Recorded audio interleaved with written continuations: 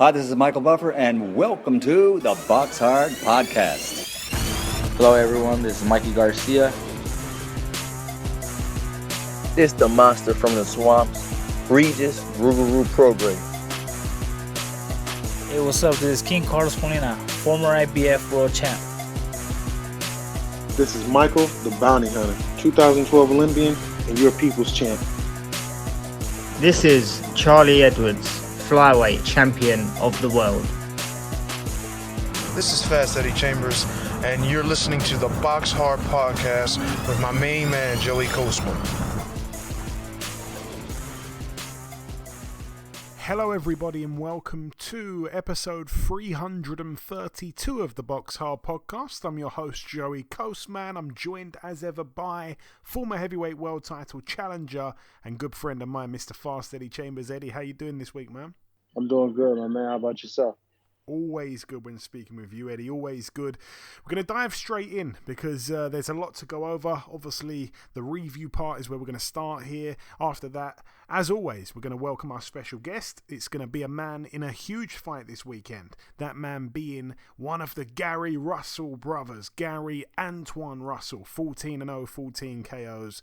He's in a brilliant fight on Saturday, but let's waste no time and get straight in here to the review part of the show. We're going to start here in Canada at the Montreal Casino in Quebec. Over here, one fight to mention on the main event, I guess. Arslanbek Makhmudov, the heavyweight, now 14-0, again 14 KOs, a 6th round knockout win against Mariusz Wach. Haven't seen the fight, really struggled to find a stream for it, actually. He's now 36-8, Mariusz Wach. Yeah, I mean, usually durable. Obviously, this guy seems to be a different kettle of fish. Makhmudov, the way he's going through people, you know, in his pro career, certainly has a really bright future. I cannot wait to see him in with all the other big names at heavyweight. Elsewhere on the undercard, we should probably mention this one here. Simon Keane with a win, now 21-1, a TKO in round 9 against Shaundell Winters, who's now 13-7. Winters down in the 6th round and twice in the 9th round. Also Keane himself down in round 6. Moving out now to Mexico, over here at the Plaza Monumental in Tijuana. I've got to be completely honest with you, it was on DAZN. I was falling asleep during the main event. It really seemed to go on late, I think, or maybe I was just really tired. But I did actually manage to watch the entire fight. A TKO in round 3 for Jaime Munguia, now 39-0. Still kind of yet to step up to world level since moving up to middleweight. Obviously a world champion at light middleweight, but he's really biding his time before he has that big fight. He had a decent opponent in with him here, an undefeated fighter, Demetrius Ballard. But as I said on last week's show, we would have preferred to see Demetrius Andrade. This Demetrius, as I say, lost his 21-1 now with a draw. It was for the WBO Intercontinental Middleweight title. On the undercard, a win for William Zepeda, a shocking one actually, because he was down himself in round 2. I think this was the fight where there was a lot of slipping around in one of the corners. There was a lot of water in the corner. His opponent, Luis Viedes, I think his name was, he's now 29-12 with a draw, a KO in round 3 for Zepeda, and Zepeda as well had a point deducted in round 2. And as I should have said, Viedes was down in round 2 and twice in round 3. So a lot of action there in just 3 rounds. A point deduction and I think that's 4 knockdowns. Moving out now to the RCC Boxing Academy in Russia. This one over here was a bit of a shock. I told everyone, and I really don't want to encourage gambling, but I said it's a bet that has certainly caught my eye. Jorge Linares to win.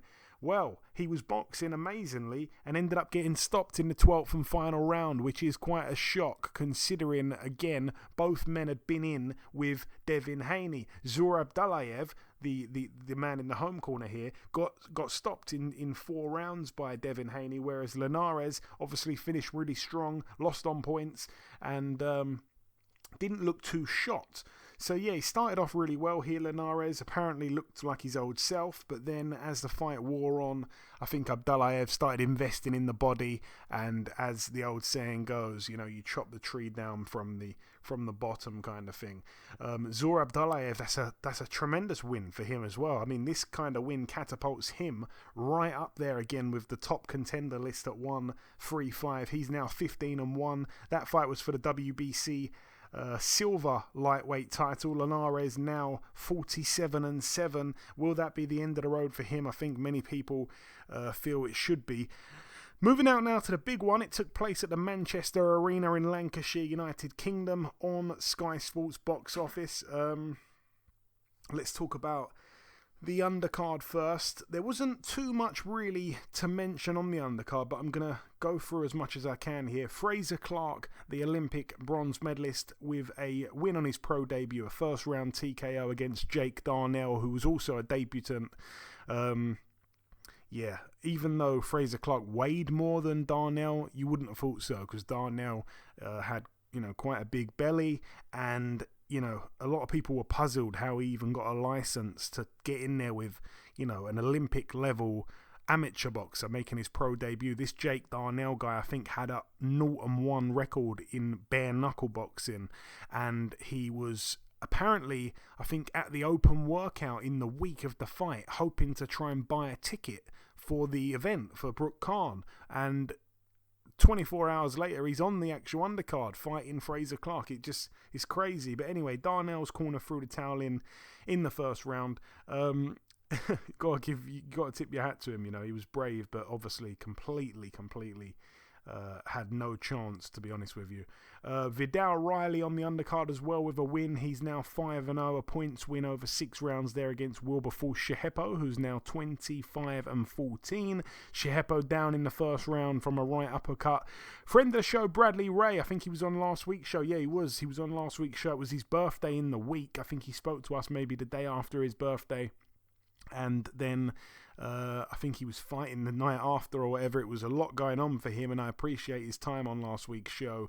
He was very, very busy, and he got in with an undefeated fighter, Craig McCarthy, 8-0 with a draw, and he was able to stop McCarthy in the first round. I've got to say, Bradley Ray seems to just be improving pretty much every single fight now. As I said to him when he was on, he's had about 4 really, on paper, tough fights in a row, and yet he's getting better and better. The fight with Jez Smith wasn't the most dominant win, of course, but, he's allowed to have a little bit of an off night, of course, and he remains undefeated. And, people don't really bang on about his power, but he's getting a few decent knockouts, and this was probably the best one of his career. Brilliant stoppage there for Bradley Ray, 12-0. Natasha Jonas with a win as well. She's now 11-2 with a draw. A TKO in round 2 against Chris Namus, who's now 25-7. Namus down in the first round, never really recovered, and came out in the second. And bit of a soft stoppage, because the punch that kind of knocked her down was, it was a knockdown. It was a genuine knockdown, but she was certainly off balance and kind of stumbled backwards into the ropes and fell down. You could completely see on the replay that her eyes were fine. She was looking at her corner saying, whoa, don't stop it. And then the referee decided to stop it. That one, like I say, was for the vacant WBO World Female Super Welterweight title. Natasha Jonas, finally a world champion. Very pleased for her. I think she had to move up 3 weight classes for the fight, which just seems crazy. But Chris Namus, who had been a former champion, bigger than her and all the rest of it, but she'd been in there and not been stopped by the likes of Emma Kozin, who had been in with Clarissa Shields the other week, and also she'd gone the distance with Cecilia Brackhouse. None of these girls stopped her. So for Natasha Jonas to move up 3 weight classes and do it, let's be honest, and I think she's 36, I think, Jonas, it was quite a statement. It really was. I thought it was going to points. I thought she could even maybe lose, but credit to her, man. I'm really pleased for her. Anyway, moving on now to the other fights on the card. I'm going to mention this one just here. Charlie Schofield lost. He lost his English super middleweight title to Jermaine Brown, who's now 12-0. Charlie Schofield now 17-2. A unanimous decision there in favour of Jermaine Brown. Very wide in the end on the cards. And let's just jump straight to the main event. Amir Khan now 34-6. It was his 40th pro fight, a TKO in round 6 against Kell Brook, who's now 40-3. My sister rang me up right before the bell and said, "What's your prediction? What's your prediction?" I think she was maybe telling someone to put a bet on, and I was saying, I don't really want to say. I'm not sure. It could kind of go either way. We just don't know. And she was saying, just give me a round, because I always thought that Brook would have enough in the tank still to beat Khan. I thought he'd stop Khan. Give me a round. And I said, round 6, Kell Brook, and I think it was about 14-1. So I'm not sure if anyone did put a bet on that, but I thought that was what's going to happen. And of course, whenever I make a prediction that goes right, it's the time that I didn't put any money down as a bet. But anyways, we shall live on. Talking about the fight itself, I've kind of been dreading talking about this fight because I am a little bit worried that I'm going to get obliterated on Twitter or any kind of social media platform when you hear what I've got to say about the fight. And I am honest. I'd like to think the listeners know that now. I don't really sugarcoat. I kind of say how it is. Even friends of the show that I really like and really wish well, if they lose a fight or whatever, in my opinion, I will say it how it was. And I'm not going to change my opinion based off of what everyone else has thought about this fight here. So, judging off what other people are saying about Khan Brook, I have a very unpopular opinion. So I've been a little bit nervous to share it, but here goes nothing. Round 1, I thought it was a really thrilling round. I thought that Khan was bossing it with his movement and just, his general activity. And then, of course, he gets hurt with a jab. I felt he was a little bit off balance, and as Khan does, he tries to stand his ground. He gets hurt again, and I felt he'd given away the round. I think he was winning the round, but I think he gave away the round. He looked really unsteady. I gave the first one to Brook. Round 2. This is where the controversy starts. I gave round 2 to Khan. I felt Brook was struggling to nail Khan down. I felt Khan was just kind of hitting and moving. He seemed to have recovered. His legs looked strong again. I liked what he was doing. He was getting good shots off. And Brook was showing a good chin. I think that a lot of people were reading into Brook having no punch resistance. I kind of was one of them, because the way he got hit by Crawford, he just looked like he had nothing left, but he took a good shot a few times in round 2. Round 3, this is where it gets even more controversial, baby, but we're going all in. Round 3 I gave to Khan. I know there's going to be people that are going to probably stop the podcast right there and delete it and never listen to me again, but I gave round 3 to Khan just about. Brook, I think, finished strong in the last 30 seconds, but it is a 3-minute fight. For however many rounds it is, for 12 rounds in this case.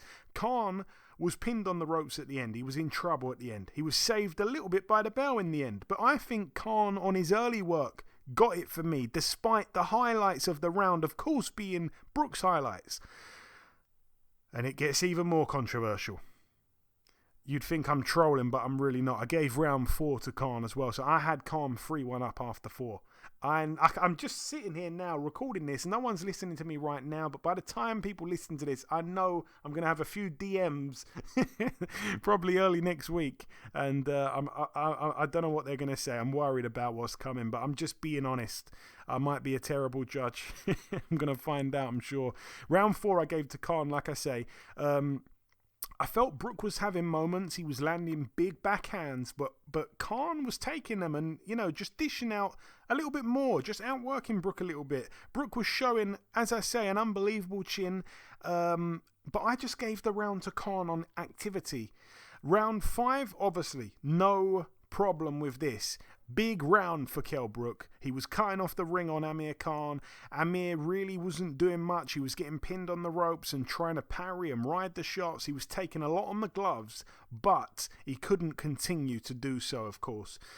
So I had it 3-2, and then round 6, it was pretty much the first punch of the round that Kell Brook threw that Khan walked right into. It was a jab. He walked right into it, and from that point onwards, Brook just smothered him and just unloaded, really. And Khan took a lot of big shots, and I couldn't believe he actually managed to stay on his feet, because I think Brook can punch, and Amir Khan's chin hasn't got any better than it was, and his defense, we saw, had not got much better. But yeah, I was very impressed he actually stayed on his feet for the entire 6 rounds. He showed a lot of punch resistance himself. We talked about, obviously, Brook having none. But yeah, Victor Lachlan, the referee, stopped the fight when Khan was... at the time, I kind of thought in a world of trouble. But when I watched it back, and I have watched it back, I kind of thought it was a little bit premature, but I think the fight was turning. I mean, some people would say that it was never turning, it was all Brook. Some people had every single round to Brook. I think Andre Ward had every single round to Brook. But yeah, anyway, we can all agree at that point, Brook was in control. And it didn't look like Khan was going to be able to pull anything back. So yeah, I was watching them together, stood together, and Brook is so huge standing next to Amir Khan. And Amir Khan, against a bigger, stronger, harder puncher. I mean, it's almost that you wouldn't even want to take a fight if you knew that. Khan, who are you going to be fighting next? You're going to be fighting this guy who's bigger than you, stronger than you, punches harder than you. Straight away, I wouldn't be interested if I was Khan's matchmaker. It doesn't sound good, and it wasn't good. And we found out what happened, even though it's 6 years removed from the fight it would have been. But yeah, I'm not sure if Khan was so shot in the end that, not his chin, but just his whole boxing, the whole everything. I'm not sure if he was so shot that he made Kell look good. I don't know if that was the case, but to me, Kell looked as good as ever, even though I had Khan 3-2 up going into that final round, which sounds terrible. But I think he looked as good as ever. I felt, obviously, he was in unbelievable shape. He looked great in the ring.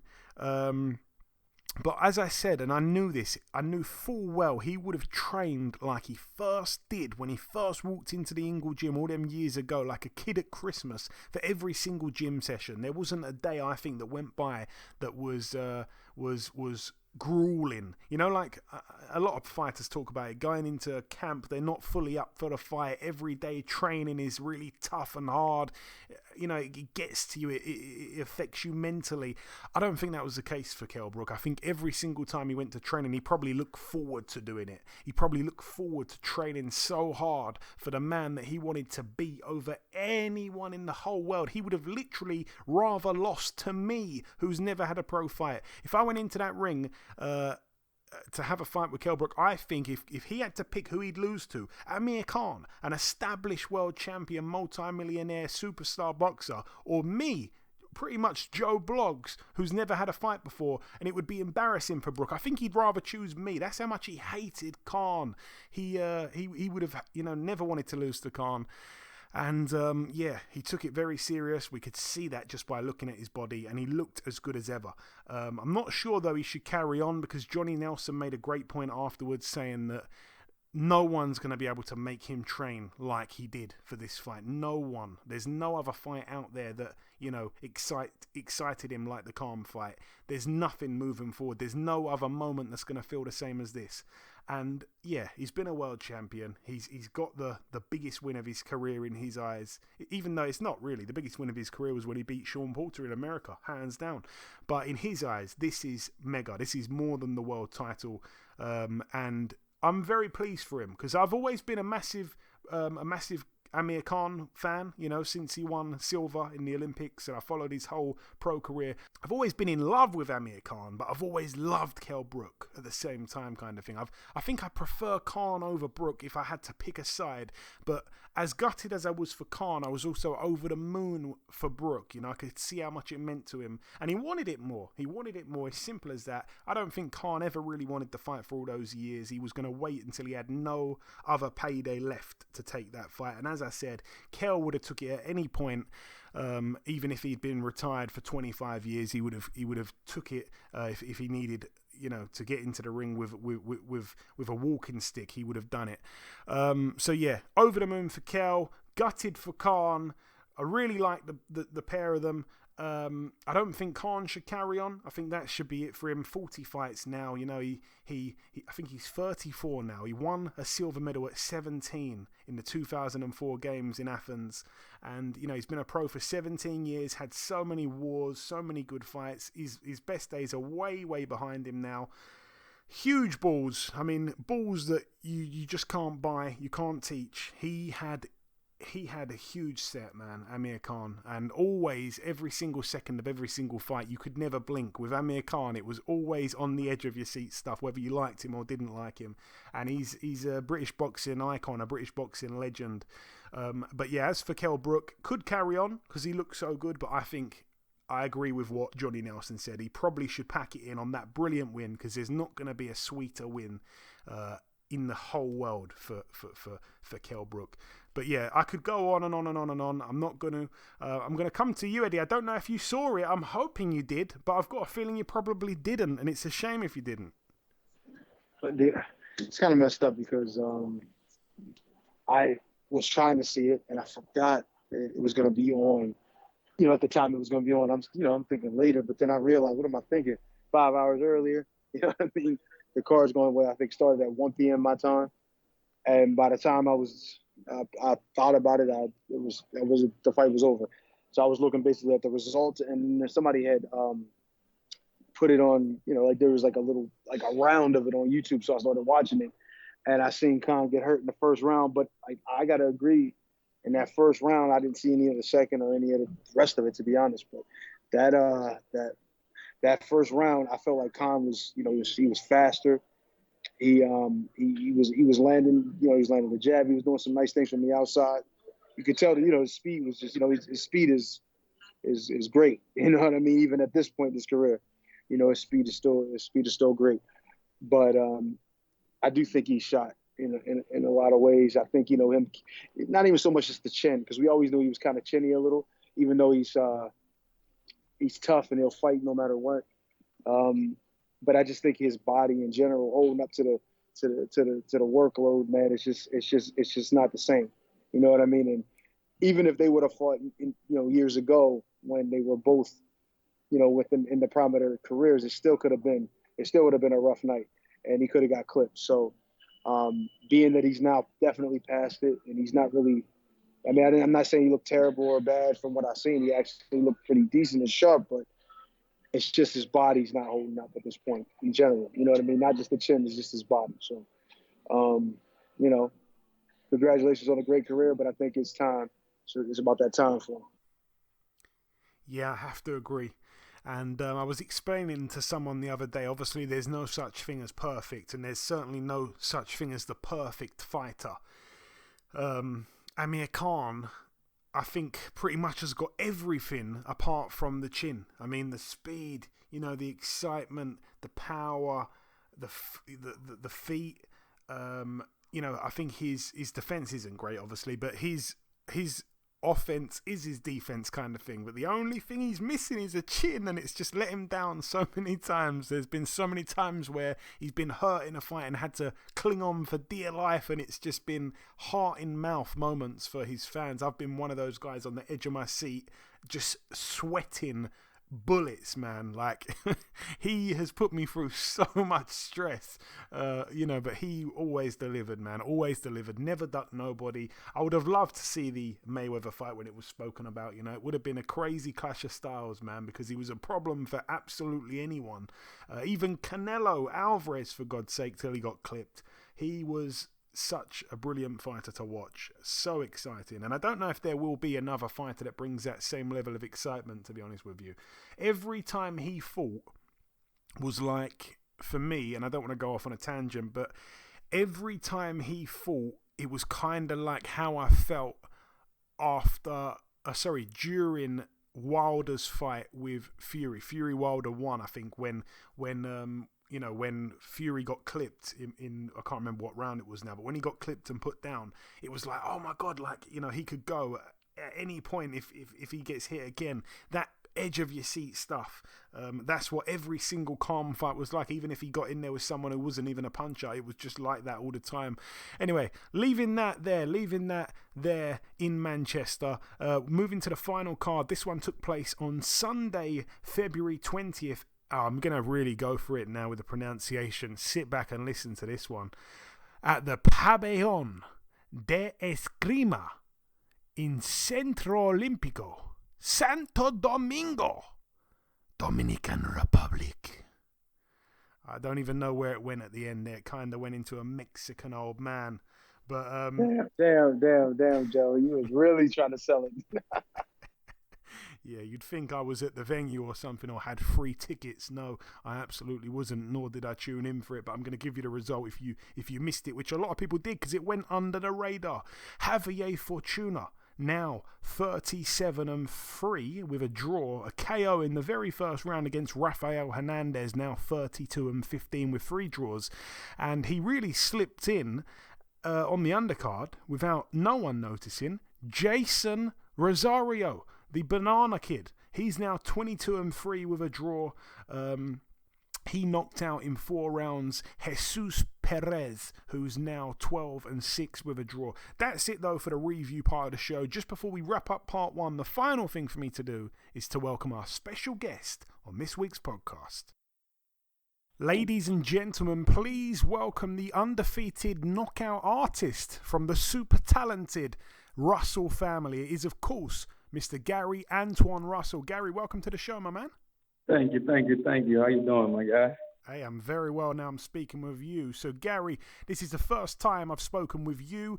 We've had 2 of your brothers on in the past. It's good to have you on also. I want to start by saying, obviously, your older brother, Gary Jr., been a world champion. He's the brother who, I guess, is the most known because of being a champion. Even though you're all called Gary, even though you're all Southpaws, even though you all won the local Golden Gloves tournament in the amateurs, as a pro, I think you've all kind of had very different journeys. The fans love to see knockouts, and you have managed to deliver a knockout in every fight so far. Would you say you're all similar in ways, but on different journeys, perhaps? Definitely. In the amateurs, the highest pinnacle that anyone can get is the Olympics. Out of 4 of us that compete, 2 of us made it. Same coach, which is my father. I think that's monumental.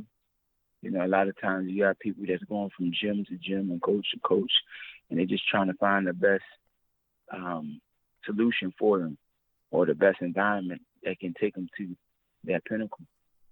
But we had it in-house. You don't get that a lot. I wanted to make a correction. You said the local Golden Gloves is a national tournament. So these are people from all over across the world, across the country, coming to compete in this tournament. I think that tournament has a lot of difficulties for people to become victorious in as well. That's just on an amateur journey. And it was very identical. We followed each other footsteps. So it kind of made it easy because you got Gary Jr., then you got Gary Allen, then you got Gary Antonio, then you got me, myself. They kind of like rolled out the carpet for me. So it made it a lot more digestible when it came to me dealing with something. As far as the professional journey is totally different. Same concept though. We try to not overanalyze too much on things, so it won't be such a hard stepping stone for us as a unit. But when you sit back and you look at us individually, and you see how our careers are fluctuating or looking. Yes, Gary Russell Jr., a.k.a. Mr. Gary Russell. He's been the WBC world champion, featherweight division, and he's been that champion for the longest. He's been the longest WBC champion in the world, longest reigning WBC champion, title holder, period. Is he a knockout artist like me? No. All of my fights have been knockouts. And then you have Gary Antonio. His first pro debut fight went viral. He got a lot of talent, just like all of us. The sky is the limit for him in his weight division, bantamweight 118. So I believe the more time we put into our profession, I think, the sky's going to open up for us. The opportunity is going to be there for us. It's going to be just up for grabs. Yeah, no, the journey and the goal has never changed, though, between all of us. Yeah, absolutely. I must ask you this as well. Obviously, Gary Jr. losing his last fight, it's actually 1 month ago today. I spoke to him a couple days before the fight. I haven't spoken to him since. I wanted to ask, how is he? And how is the family as well? Because obviously, as you say, it's always a family unit whenever any of you fight. And losing isn't something that you're used to in this family. No. We're definitely all like militant, and we are driven on becoming victorious, whether it's in a game or in our profession or just getting over obstacles in life. We try to find the best solution. And that day, it done something to us all. And it gave us a sense of humbleness and realization, because my eyes didn't deceive me, nor did millions of others. He hurt his arm, I believe, in the 4th round. With that being the case, he still outclassed this guy. He still outpointed this guy.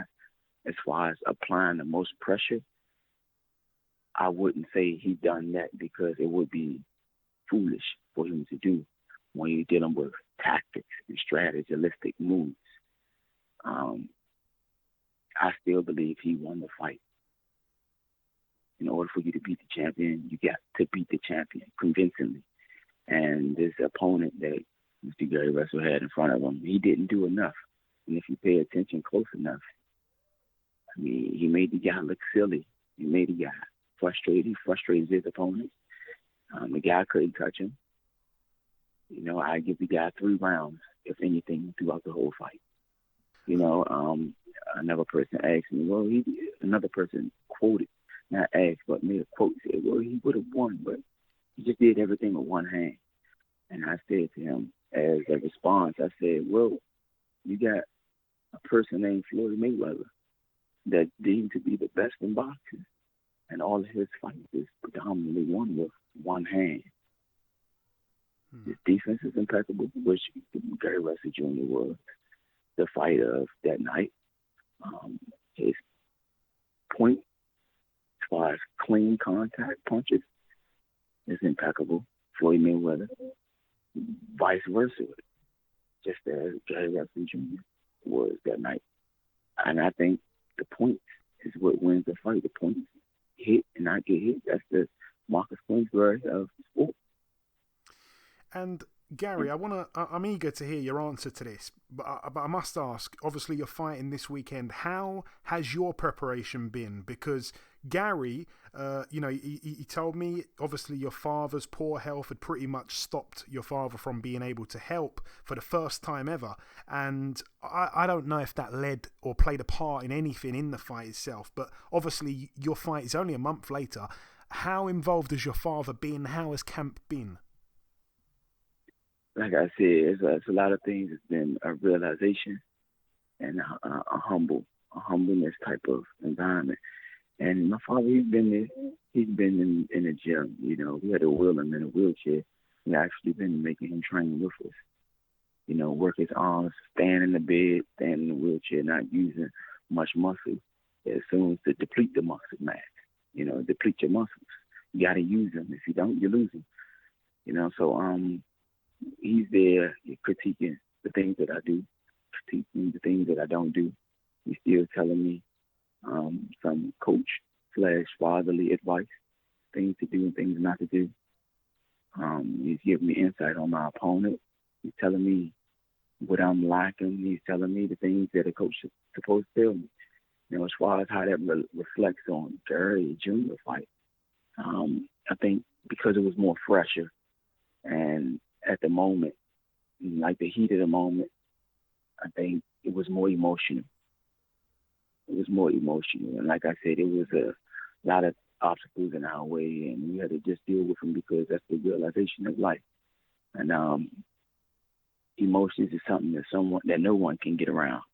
You can't dodge emotions. You can probably numb yourself to them, but not having any at all, that's impossible.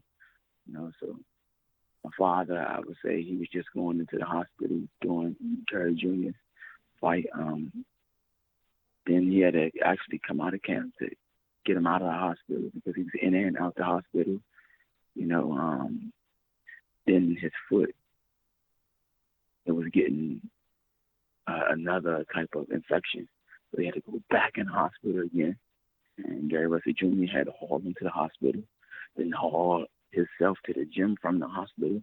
So it was a lot of sporadic movement going on during camp, but the realization of it all was that, hey, the show must still goes on. And I'm observing, watching my brother, my oldest brother, do this stuff, watching my other older brother do it, be a helping hand dealing with my father.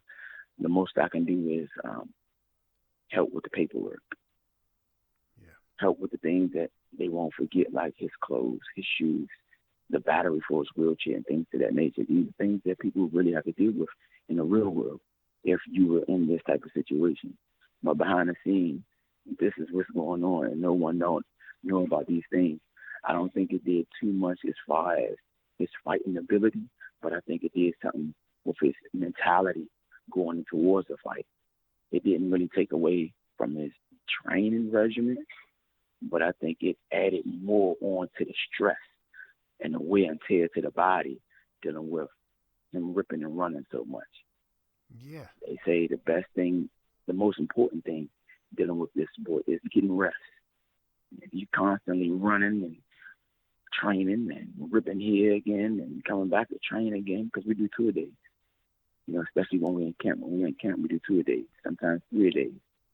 A lot of wear and tear on the body with little rest, it can affect you. No, for sure. But like I said, I don't think that was the total problem. I believe that the main problem was a mentality, his mental state of mind that was kind of like in sorrow, depression, and like I said, we militant, so it was also a thing of, I don't care, I got to do this, I'm going to do this. Even though that is subtle details that you have to pay attention to. If not, things can go left. But when you're in a comfortable state of mind, you're able to see the things you want to do, you shouldn't do, even the subtle things that you got to pay attention to that no one sees. But I don't think he had the comfortable environment at the time. It was very, not hostile, but emotional. Yeah. Very emotional environment, and I believe that played a part on his mentality. But it didn't take away his skill, and his skills definitely showed during the night of the fight. Yeah, and not only that, not only did, as you mentioned, he had that, that emotional stress, but also the career longest layoff as well obviously doesn't help you physically. So a lot, I think, was going against him, and I appreciate you for opening up about some of those things that a lot of people don't know about.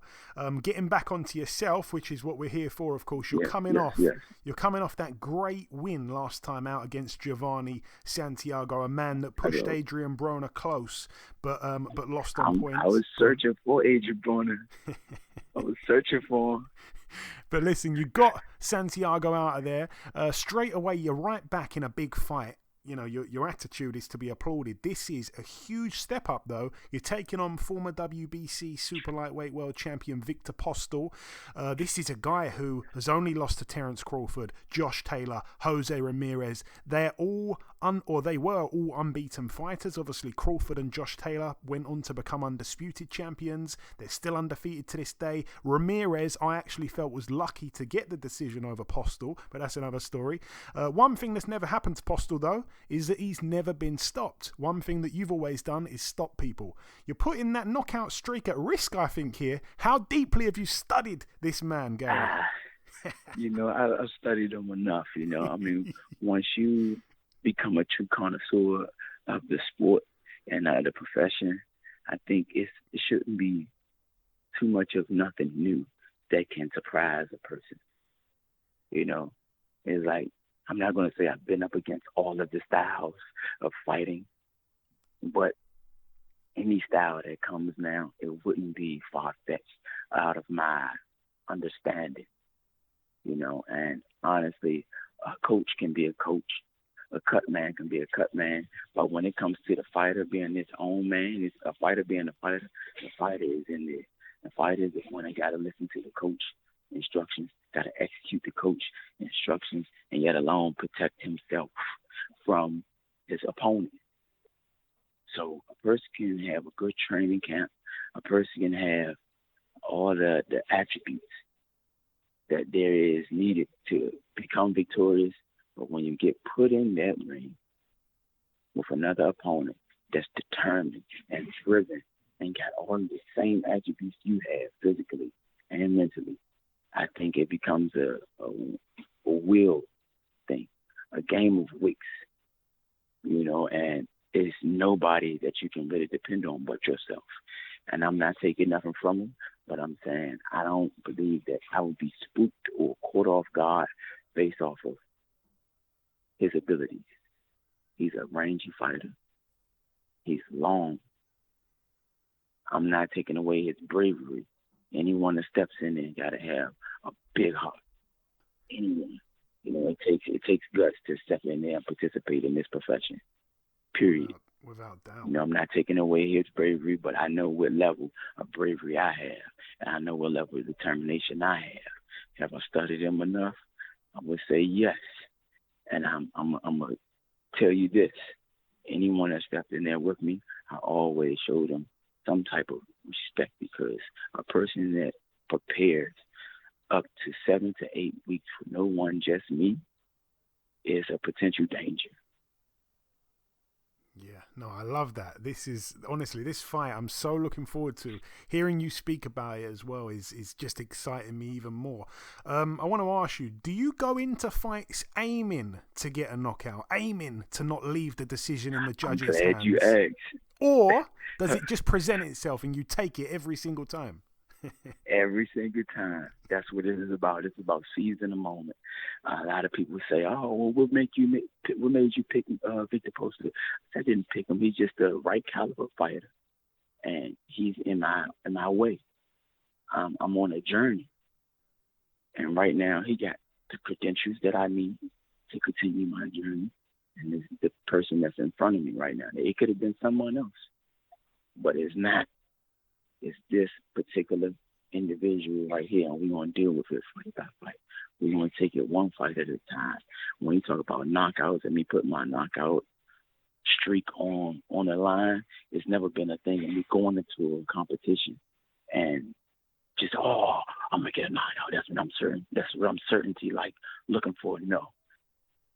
It's the mentality of execution that I strive for. It's not an easy task to execute on a world-class level. Something that your coach is telling you to do. This is someone else's creativity. And they saying, hey, I need you to execute this.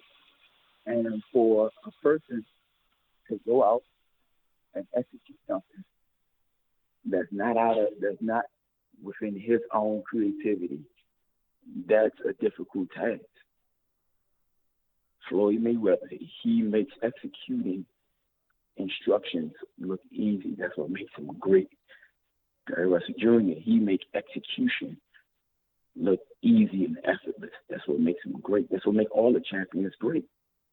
That's what creates champions, executing what they need to execute. I don't go in here looking for knockouts. I get instructions, and these instructions consist of me doing specific things that would make me victorious. And it's my job to execute that. Now, if I can execute that, I know the results is going to be what it is. Yeah. No, a knockout over this guy here obviously would be huge, huge, huge. And like I say, it adds to the excitement. It's a big step up. This guy is still, I think, a really good fighter. Always has been. He's like a high risk, low reward type of guy. Who needs to fight him? Not many people are queuing up for it. You're right there. I wanna say this as well. Your last few fights you've weighed in, I've noticed around about 137, sometimes 136. Obviously closer to the lightweight limit. Never weighed that high. I always come in underweight. Okay. I would say 137. Yeah, that's what I said. 137. That's No, what you I said said. 147. Oh, I okay. said I 130. apologise. That's ridiculous. If I said that, I must have got it completely wrong. Of course, you'd be coming in at welterweight. That's not what I meant. You've been weighing in at 137, obviously closer to the lightweight limit, really, than the super lightweight limit. Could you make lightweight? I can. And actually, that was a conversation that me, my father, and my brothers had, I say, some time ago. And it was like, well, we should go down to 135 and just take over 135 because we're in it for the long duration. This isn't no sprint. This isn't no 50-yard dash. Dealing with a career, it becomes a marathon. So we was thinking along the lines of, hey, let's clean the 135 division and then go up to 140. You're already cleaning out 140 now. The only person that's there is Josh Taylor. He got all of the titles. You got Regis Prograde. You have, at once upon a time, you had, what's the guy's name from Cincinnati? I called him out before. Not Adrian Broner. He was part of Adrian Broner camp. Robert Easton. Yeah, but he was 135, wasn't he? He was 135. Yeah, 135. But he moved up to 140. Okay. But that was our reason. He just recently got shot, didn't he, a few weeks ago? Yes, I was about to say I give him respect. I give my respect for that. It's like that's the reality of living. You got crime everywhere you go. Any part of the state, any part of the world, there will be some type of crime. But we try our best to not focus on those type of things. But that's the reality of it all. It's part of it. But back to what we were talking about, what I was saying, we was going to clean the 130 division, then come up to 140. My father said, you know what? Stay up at 140 because that seemed like a good idea for Gary Russell Jr. He can clean the 126 division, then go up to 135.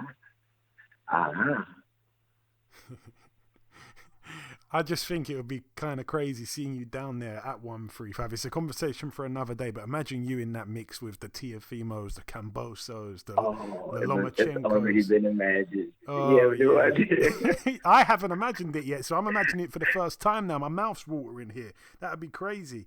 I want to get your take on this, really. It's kind of coming down to my last couple of questions, Gary. It matters to me, your opinion on this. Jaron Boots Ennis. He's been on the show before. Cool guy. I hope he becomes a world champion. But right now, he's got so much hype around him. People are tipping him already to beat Spence, to beat Crawford. And his career has so far gone the complete opposite to yours. He's probably had double the fights. I think he's had double the fights you've had and probably half the amount of good fighters on his record as you. I know you beat him quite a few times in the amateurs. In your opinion, as a pro, how good is he, and is the hype justified? Okay, we fought in the qualifiers. Double elimination. I beat him 3 times. He beat me once. As far as the competition he brought to the table, I saw that he was determined to be better each time. But I also saw wear and tear in his body during the Olympic qualifiers. Because in the Olympics, you fighting, 4 times, 3 times within 1 week. You probably have 1 day layoff. Then the next day you compete again. After that day, you go to sleep.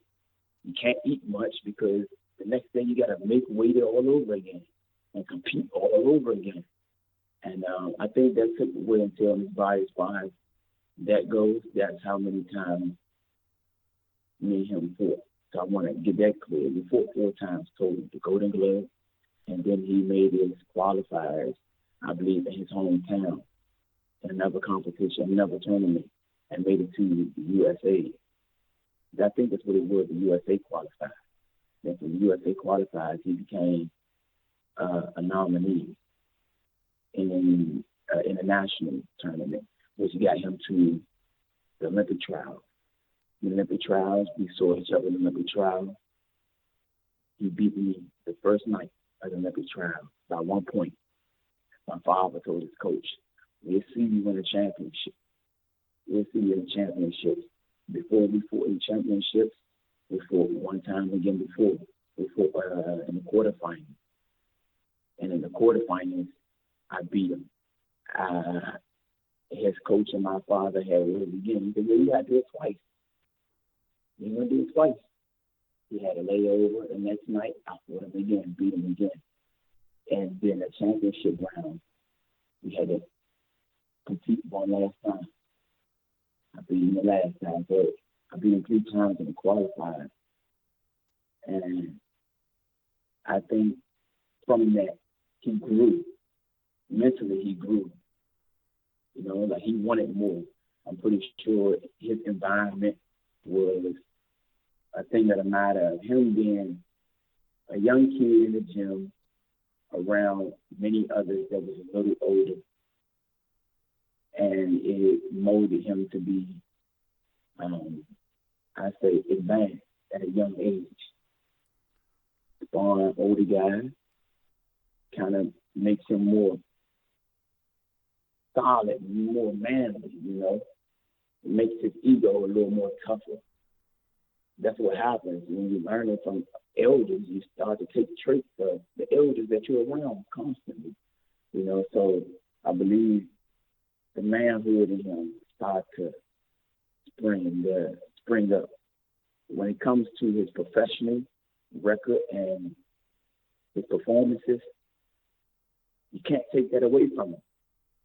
They line the people up in front of him. He's winning. He's beating them with class. What I can say is, I don't want them ruining his career by pushing him too fast. Do you have the goods to be a world-class title holder? Definitely. I know because I fought him several times. I beat him. So I know what type of caliber fighter he is. You know, and I'm watching him. I'm watching him grow, just like I'm pretty sure he's watching me grow. As far as our journey and our careers is different because, like you said, they got the hype around him. They want him to live up to the hype. Him and Errol Spence, I'm not going to say he can beat Errol Spence. I believe Errol Spence is a person that has more experience. He is a true super welterweight opponent. When I say true super welterweight, I mean that's been his division that he's been campaigning in for his entire career game in. So he's comfortable at that weight class. It'll be like Boots moving up to his weight division versus him automatically having that muscle mass and that body build for this division. When Errol Spence, that's been his whole career. He's been in this division his whole career. 140, 147. He wasn't at 140 long. 147 in his whole career. And Boots, I believe he tried to maintain 140. But his maturity, his body matured. And it started to be a hassle with his weight. He's straining himself. He don't want to have to cut weight to the point where he's feeling depleted anymore. Do we got the skills to say, hey, I can move up to 47? I done spar guys bigger than 47, and I done dealt with guys who's just more skilled than these guys. So, yes, I say it would be nothing for him to do that. That's how I feel about myself. You know, and that's just a fighter's mentality when things become second nature to you for so long. These are the risks. I wouldn't even say risks. These are decisions you're willing to take. These are the next steps into being a better fighter, a better athlete. You know, in developing yourself, your skills, harnessing your skills. These are the steps you will take. You know, and I don't want them to ruin his career by pushing him too fast. If they say the hype is around him, I would tell him, hey, accept the hype, but be smart. Don't be foolish. Yeah. A resume is a resume, but business is business. Gary, You know, if you can, because you sound a little bit echoey, it's a little bit hard to understand you at the minute.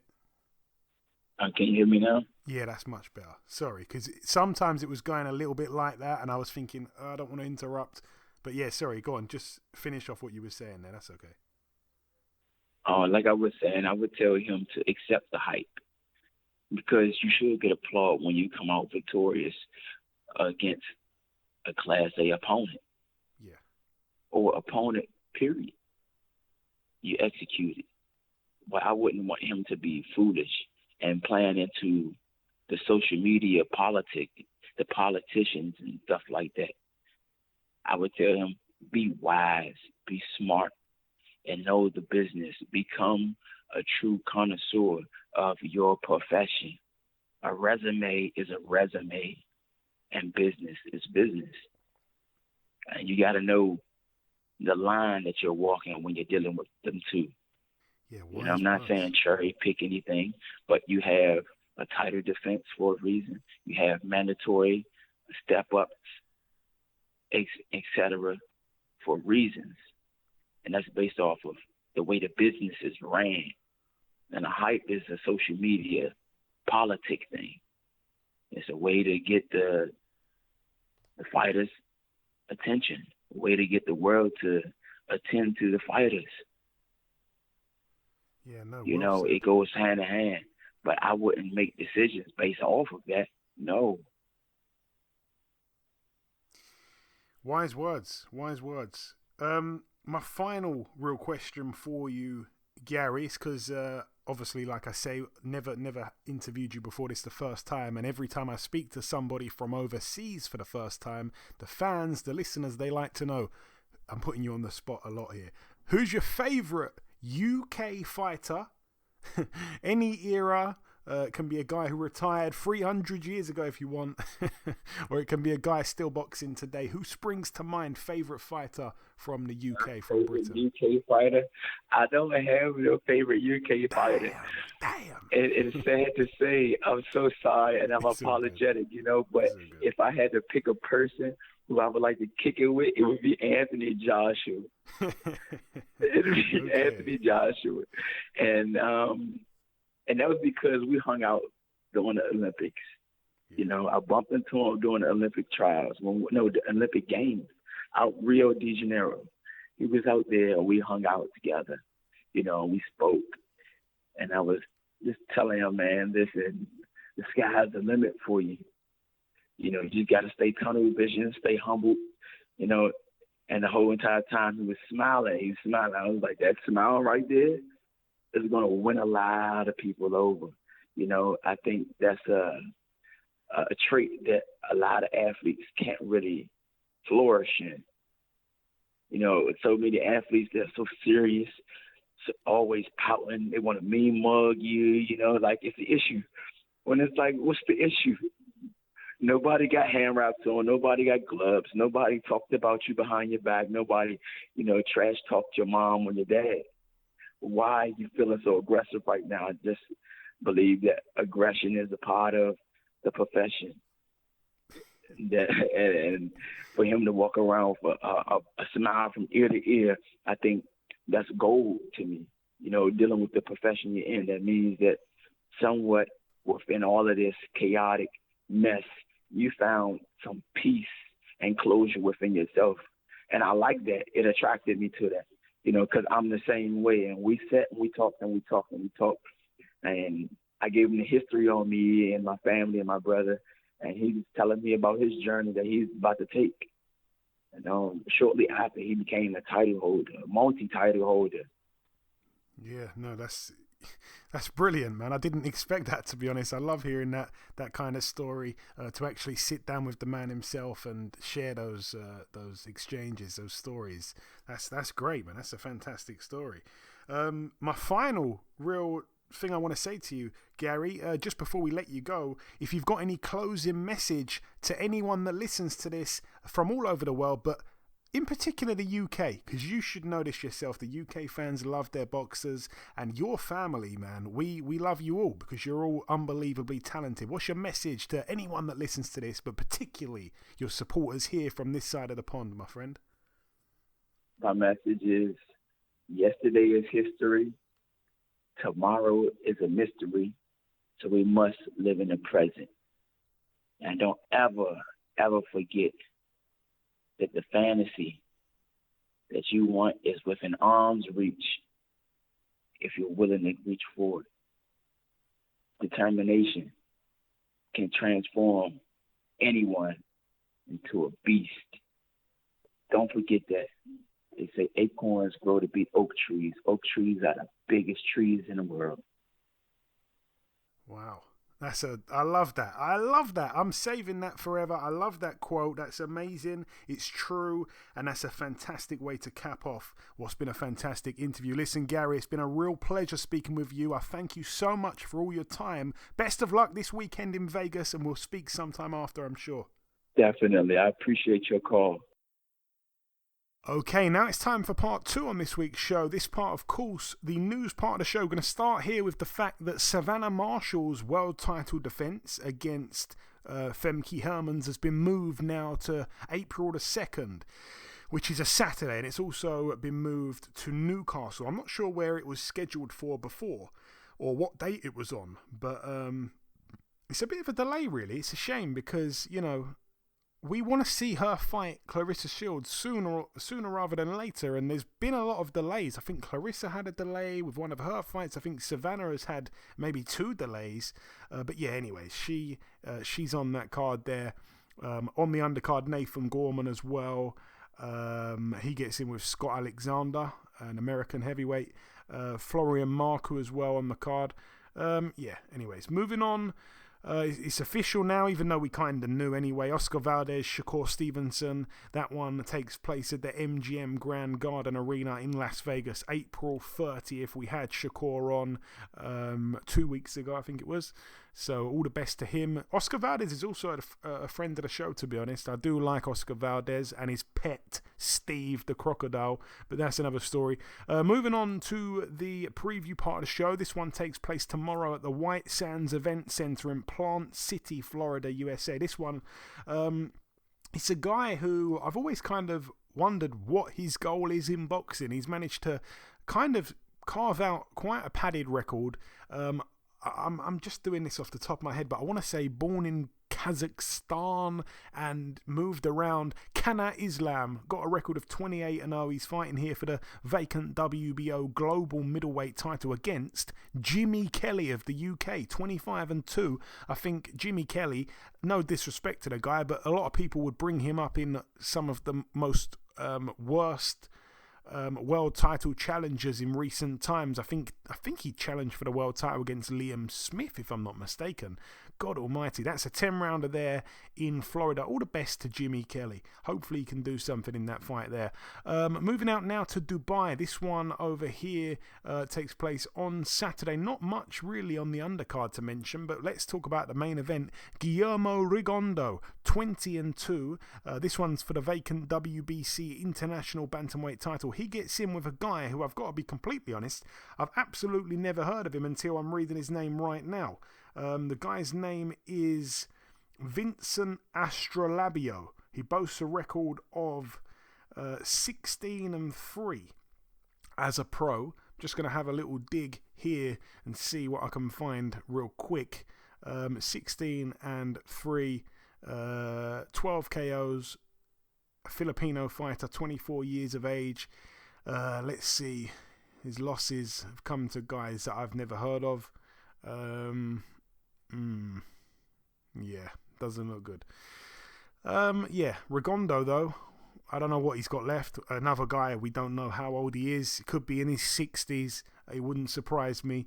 Coming off of a controversial loss last time out against John Real Casimero back in August 2021. So all the best there to Rigo. Moving out now to the big one over here in the UK, certainly. It's taking place at the SSE Hydro in Glasgow, Scotland.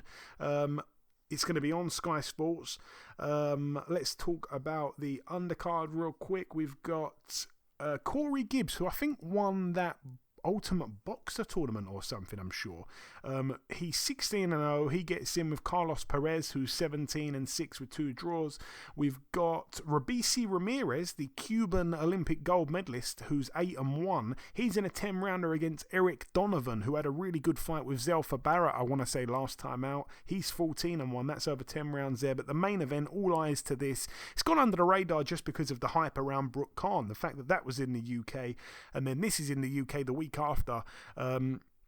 Josh Taylor, 18-0, defending his WBC, WBA, IBF and WBO World Super Lightweight titles. So pretty much he is, he's the undisputed champion at 140. He puts that on the line against Jack Catterall, 26-0, the fighter from Chorley, who has just been treading water for years, man. He's been in that number 1 slot for what seems like about a decade. I'm obviously over-exaggerating, but it's certainly been over, I'm sure it's been over 2 years he's been in that number 1 slot. I remember having Jack Catterall on the show quite a few years ago, and then I got him on, I think, a few months ago. Josh Taylor, I think, has been on once before. All the best to both guys. Somebody's O must go here. Combined record of 44-0, if I'm not mistaken. Jack Catterall as well, for people that may have forgotten. It was talked about years ago, but people, I think, have forgotten it. We're in 2022. It's been a while. This guy shared the ring, in sparring with Floyd Mayweather, with Canelo Alvarez. Can he do something here with Josh Taylor? We will see. They're both southpaws. Hopefully it's a good fight there. Yeah, but you've got to favour Josh Taylor. He just looks unbelievable at the moment. We're all just waiting for him to come up to 147, to put on those 7 pounds and see what he can do there. Moving out now to the Cosmopolitan of Las Vegas, this one taking place on Showtime.